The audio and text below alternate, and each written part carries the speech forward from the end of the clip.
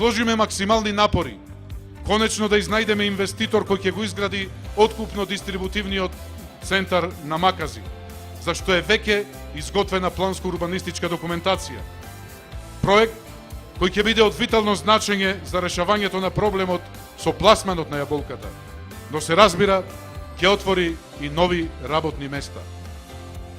Ќе направиме исто така напори да ги развиеме двете планирани развојни зони, едната на Макази и другата на просторот на поранешниот Преспатекс, каде ќе овозможиме привлекување инвеститори и отворање на нови работни места. Веќе имаме најави за такви активности, а Агроплод веќе најави изградба на 2 нови погони, каде ќе се отворат нови неколку десетици работни места. Огромно значење за идниот развој на Преспа ќе има и формирањето на планираните 2 туристички развојни зони, по една на источниот и на западниот брег на Преспанското езеро, кои верувам значително ќе придонесат за заживување на одамна замрениот туризам во Преспа, а за кој како подрачје имаме навистина извонредни потенцијали. Добро вечер, драги мои ресенчани. Добро вечер за ВМРО, ДПМН и за коалицијата за подобра Македонија. Драги пријатели, во овој период и ние како влада помагавме колку што можевме. Се распределија 480 хектари државно земјиште на ресенските земјоделци.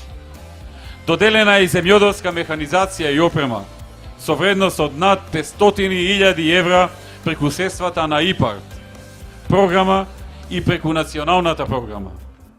Извршена е и целосна реконструкција на патот од Макази до Маркова нога во должина од 37,5 километри со подршка на владата на Република Македонија. Целосно е реконструиран локалниот пат село Царев двор, Езерени, како и локалниот пат во селата Стење и Долна Бела црква заедно со градоначалникот со подршка и на владата на Република Македонија. Асфалтиран е патот од Сливница до манастирот Рождество на Пресвета Богородица со подршка на владата на Република Македонија. Асфалтиран е патот од Асамати низ туристичката населба Претор до вилската населба Претор и поставен е трет свој асфалт на дел од патот М5 низ селото Јанковец со подршка на владата. Изградена е новата спортска сала во средното општинско училиште Цар Самуил во Ресен во соработка со владата и Министерството за образование. Се направија и други проекти, колку што можевме, максимално помагавме.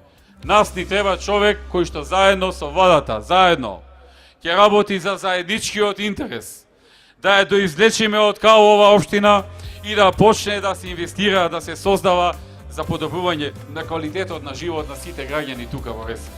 Нема да биде лесно како што не беше лесно и во овие 4 години. Меѓутоа, со заеднички сили, заедно ќе создаваме многу повеќе дела. Затоа што на Ресен му треба дела.